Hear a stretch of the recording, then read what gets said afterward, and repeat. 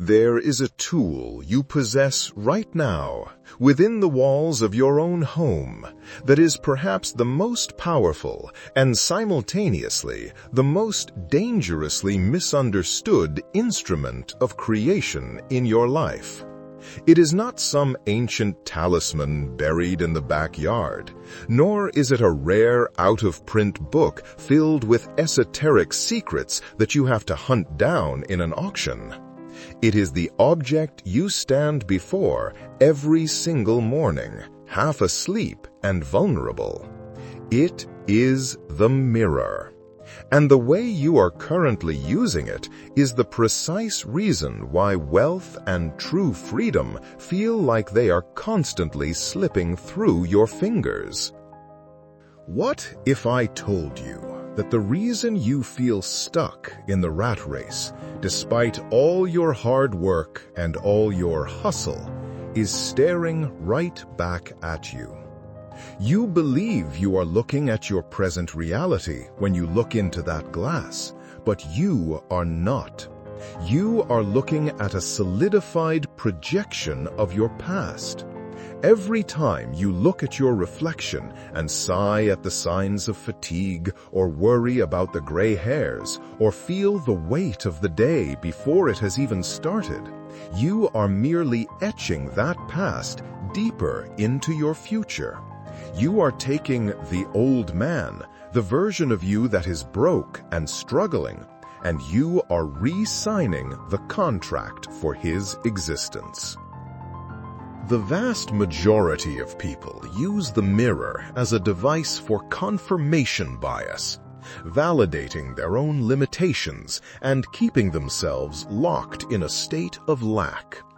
They look into the glass, and their internal monologue immediately begins its destructive script. I look tired. I look like I can't pay the rent. Nothing ever changes for me. They look for evidence of their struggle, and because the outer world is nothing more than a reflection of the inner world, they find it instantly. The mirror is a faithful, impersonal servant. It has no choice but to reply, "Yes, Master. As you say, so it is."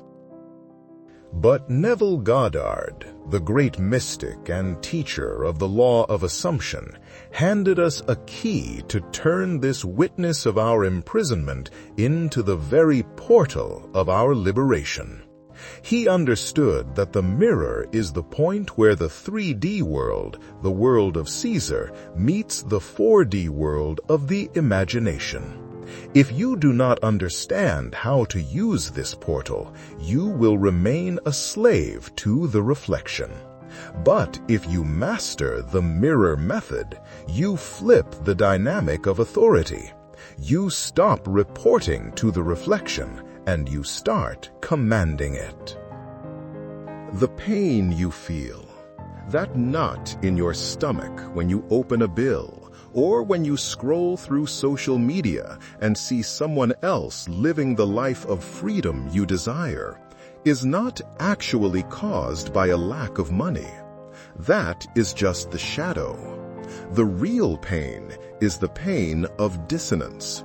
It is the violent conflict between who you know you are destined to be, the wealthy, free, sovereign being, and the limited, struggling image that the world and your bathroom mirror keep pushing back at you. You have likely tried affirmations before. You have stood in front of the glass, forcing a smile, trying to convince your reflection, "I am rich. I am abundant. I am successful." But your eyes, those eyes staring back at you, they betray the lie.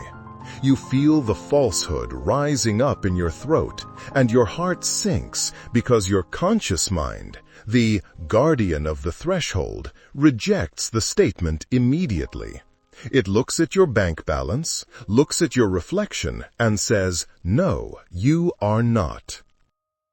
This is where the average person fails and gives up, believing the law of assumption doesn't work for them. They cannot lie to their deep self. You cannot deceive the outer mirror, hoping to change the inner image. That is a fundamental error in physics. It is like trying to change the shape of a shadow on the wall without moving the object that is casting it. You are fighting the effect rather than addressing the cause, and it is an exhausting battle that you are destined to lose every single time. But here is the revelation that changes the entire game. The shift that moves you from trying to being. Neville Goddard never asked us to lie to ourselves. He asked us to see differently. The mirror method, in the context of the alchemy of consciousness, is not about convincing the physical image you see in the glass. It consists of using your physical eyes as a point of focus to feel the reality of the image you do not yet see with your physical senses. You are not talking to that reflection of flesh and bone. When you stand there, you must realize you are speaking directly to the infinite power that is looking through those eyes. You are holding a summit with your own I am. The mirror is not a judge, it is a canvas. And for years, you have been holding the wrong brush. You have been trying to paint your future using the colors of fear, doubt, and scarcity. Colors you picked up from the news, from your job, from the world of shadows. You have been painting a portrait of a victim. The secret that Neville taught us is this. Your subconscious mind is the matrix of all creation, and it is completely non-judgmental. It does not argue, it does not analyze, and it does not care if what you are impressing upon it is good for you or bad for you. It simply accepts. It accepts as true whatever you feel to be true. The problem is that for your entire life, you have allowed your senses, what you see in the mirror, what you touch, what you hear, to dictate your feelings. You have surrendered your power to the reflection. You have let the balance in your checking account tell you what you are worth. You have let the rejection letters or the silence of your clients dictate your professional value. And your subconscious, in perfect, blind obedience, has taken those feelings of inadequacy and projected them onto the screen of space to create your tomorrow. The mirror method is the radical act of reversing this flow of power. It is the conscious decision to withdraw your authority from the external world, the news, the economy, the opinions of others, and return it to the only place it has ever belonged, your wonderful human imagination. Imagine waking up tomorrow morning. You walk into the bathroom, but this time the dynamic has shifted. You are not there to judge your appearance or to look for flaws. You are there to command. I don't mean shouting affirmations or straining your facial muscles. I mean assuming your role as the operant power. You look past the mask of flesh, past the worries of yesterday that are etched on your face, and you establish direct eye contact with the conscious presence behind your eyes. That presence you connect with is the I am. It is the only true reality. It is God in action.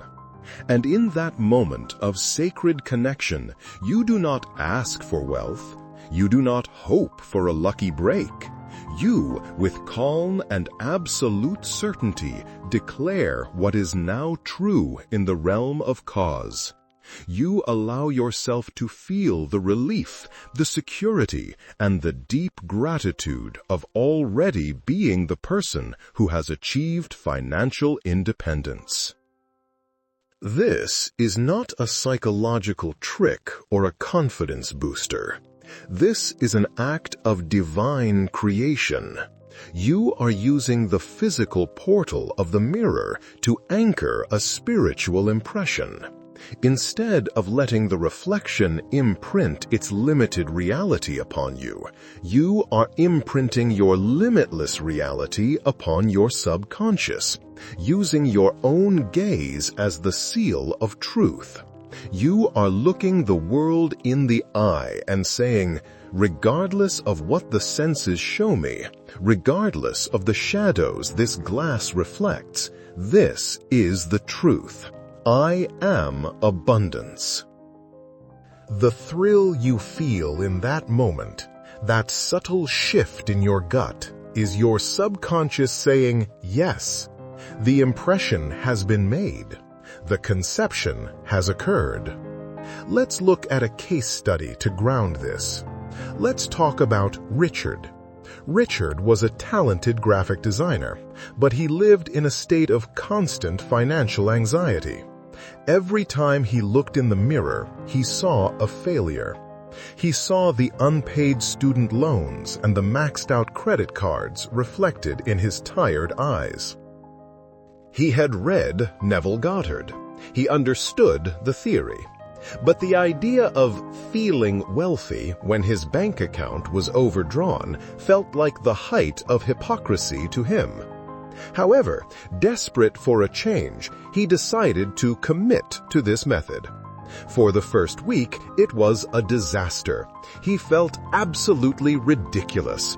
His rational mind, the logical part of his brain trained by society, screamed at him, "Who are you kidding? Look at those dark circles. Look at that cheap apartment behind you." The reflection seemed to mock him, amplifying his feeling of lack rather than relieving it. He was on the verge of quitting, dismissing it as magical thinking. But then he realized his fundamental error. He was still trying to convince the reflection. He was trying to change the shadow on the wall. The breakthrough happened when he stopped looking at his face and started looking through his eyes. He focused on the pupils, that black void in the center, and imagined they were portals. Instead of robotically chanting, "I am rich," he asked himself a question that bypassed his analytical resistance. How would it feel if I were a world-class designer with a waiting list of clients looking in this mirror right now? Would he feel rushed? No. Would he feel anxious? No. He would feel satisfied. He would feel a deep, quiet sense of inevitability. Richard closed his physical eyes for a moment, took a deep breath, and summoned that feeling. Then he opened his eyes, maintaining that internal state, and looked at himself again. This time, he didn't see the struggling freelancer. He saw only two eyes, and from behind those eyes, the I am, dressed in the feeling of success, looked out at the world. He didn't say a word. He stood there for 60 seconds, simply being that man. He felt the warmth of gratitude for the contracts he knew were already signed in the higher dimension. He felt the physical relief in his shoulders, knowing that every bill was paid in full. Then he gave a slight nod to his reflection, not as a plea, but as a recognition of a done deal, and went about his day. Nothing shifted in the 3D world that day, or the next, but Richard had fundamentally shifted. When he looked in the mirror now, he wasn't looking for validation. He was there to issue instructions. He was no longer a slave to the reflection. He was the master of the impression. About 2 weeks later, an old contact, a creative director he hadn't spoken to in years, messaged him out of the blue. He had stumbled upon Richard's portfolio online. Within a month, Richard was booked solid with high-paying contracts. The external world, the great mirror, had finally received the new impression and reflected it back with flawless precision. Richard hadn't changed the glass. He hadn't forced doors open or begged for work. He had changed the image held within his own consciousness.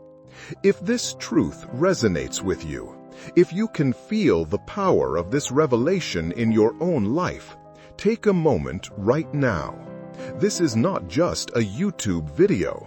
This is an act of remembering who you actually are.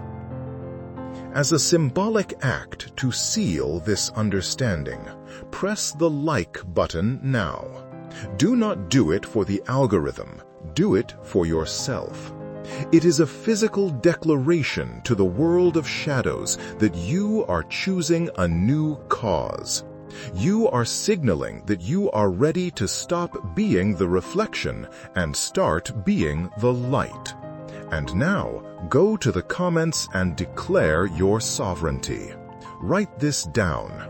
I am the power and the cause. Write it and really feel it. Feel the thrill of that authority returning to the center of your being. Pause the video and do it now, because what follows will anchor this power irreversibly. Now, let's dive deep into the divine mechanics of this process. Why is a simple bathroom mirror so powerful? Why can that piece of silvered glass become your greatest ally or your worst tyrant? The answer lies in one of the fundamental laws taught by Neville. The world is only a mirror. The external world has no will of its own. It cannot originate a single thing. It can only reflect what you, in the sanctuary of your consciousness, accept as true. You are the reality that projects the shadow. Your career, your bank balance, your relationships, they are all shadows of what you are in your imagination. For years, you have been trying to manipulate the shadows. You've battled debt, switched jobs, and hustled harder, trying to change the reflection by force. You were essentially polishing the mirror or screaming at the reflection, desperately trying to change it. But the mirror cannot disobey you. It has shown you, with impeccable fidelity, the exact image you held of yourself. The image of lack, of struggle, of not enough. The mirror method is revolutionary because you stop fighting the effect and you go directly to the cause. The cause is you. More specifically, the cause is your assumption, your dominant feeling. When you stand in front of that glass, you are not simply looking at skin and bone. You are looking at the convergence point between the world of Caesar, the physical 3D world, and the kingdom of heaven, which is your imagination. Your physical eyes see the reflection, but your imagination, your eye of God, sees the truth. Your task is not to deny what your physical eyes see. Neville was very clear on this. You are not to be an ostrich and pretend the bills do not exist. Instead, you simply withdraw your attention and your creative power from them. When you look yourself in the eye, you are opening a direct channel to the subconscious mind. Your deep mind does not reason in words. It reasons in feelings. It is the universal substance, the womb of creation. It is purely receptive. It does not originate, but it receives the impression and nurtures it until it is born into the physical world as an encounter, a check in the mail, or an opportunity. Your words, "I am which," if spoken without feeling, are dead seeds. They bounce off the surface of the conscious mind. But when you look into your own eyes and feel the relief, the security, and the gratitude of wealth right now, that feeling is a living seed. It is the divine impression. Your intense gaze, focused and charged with emotion, acts as a seal that presses that seed deep into the fertile soil of the subconscious. In that sacred moment, you are no longer the reflection. You are the observer. You are the power animating those eyes. When you assume the feeling of your wish fulfilled, you are effectively dying to your old identity, the broke man, the anxious woman, and you are being born to the new one, the wealthy, secure being. The reflection in the mirror might still show the old man for a brief period, but that is just an echo, a fading shadow. You have planted the new cause. You have impressed the subconscious with a new truth about yourself. And because your subconscious is connected to the entire web of reality, it immediately begins to reorganize your world. It moves people, orchestrates events, and aligns circumstances in ways your conscious mind could never devise to bring your decree to light. This explains why the great teachers spoke of commanding your reality. It is not a command of force or arrogance, but of inner authority. When you assume the feeling of abundance, you compel the subconscious to accept only that reality. You are effectively telling the universe, "I do not care what the economy says. I do not care what my bank statement says. I know who I am, and I am abundance." The mirror thus becomes your daily training ground, the place where you meet yourself as God. You are not there to get wealth. You are there to practice being wealth. When you can maintain that calm inner conviction, even while the reflection shows a tired or worried face, you have won the battle. Think about how you use the mirror now. You likely use it to find faults. I look old. I look tired.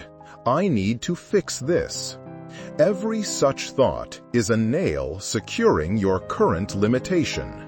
You are using the most powerful weapon in your arsenal against yourself.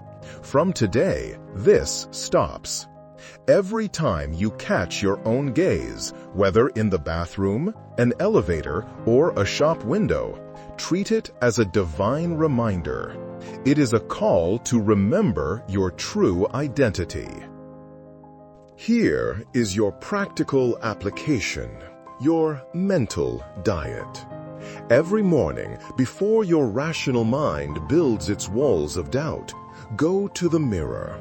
Stand there for 60 seconds. Look past the surface into your pupils and evoke the feeling of your wish fulfilled. How would you feel right now if you were completely financially free? Relief? Joy? A quiet sense of power? Choose that feeling and wear it like a garment. Do this again at night, just before sleep. This is crucial because you are entering the state akin to sleep, where the subconscious is most receptive. Wash away the mental grime of the day, the doubts, the fears, the negative conversations. Look into your eyes, forgive yourself for believing in the shadows, and reassume the feeling of gratitude. Fall asleep in that conviction, giving your subconscious the perfect blueprint to work on all night. But the real test comes when you step away from the mirror. What happens when the world of Caesar screams lack at you? When a card is declined or a client cancels? This is where you must remain faithful. You do not fight the reflection. You simply return internally to your inner mirror. You remember the gaze of the I am you met this morning, and you say, "That is just an echo of the past. My reality is what I decreed at dawn." This is the Sabbath that Neville spoke of, the state of mental rest. Once the seed is planted, you do not dig it up to see if it is growing. You walk in the faith that it is done. If you look in a mirror during the day, do not try to redo the work. Just give your reflection a nod of complicity, a quick thank you, confirming the work is already finished. You are in the world, but not of the world. You are the alchemist, and your consciousness is the laboratory. You are not trying to change people or force opportunities. You are changing yourself. And when the image changes, the reflection must change. Money will flow. Opportunities will seek you out, not because you manipulated them, but because you are now vibrationally aligned with them. The world is just your I am pushed out, rendered visible. Today, you are reclaiming your power. You are no longer a victim of circumstances. You are the operant power. Stop polishing the glass. Stop screaming at the shadows. Turn within. Go to your altar, your mirror, and hold counsel with the only God that exists, your own wonderful human imagination. Choose wealth. Choose freedom.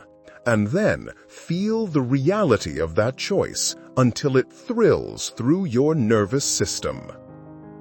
If this revelation has shaken the foundations of your old reality, if you are ready to stop being the reflection and start being the cause, then your journey has just begun. Subscribe to this channel now to continue mastering these laws. Join this community of conscious creators. And before you go, leave your decree in the comments. I am the power and the cause. Seal it now. Your kingdom awaits.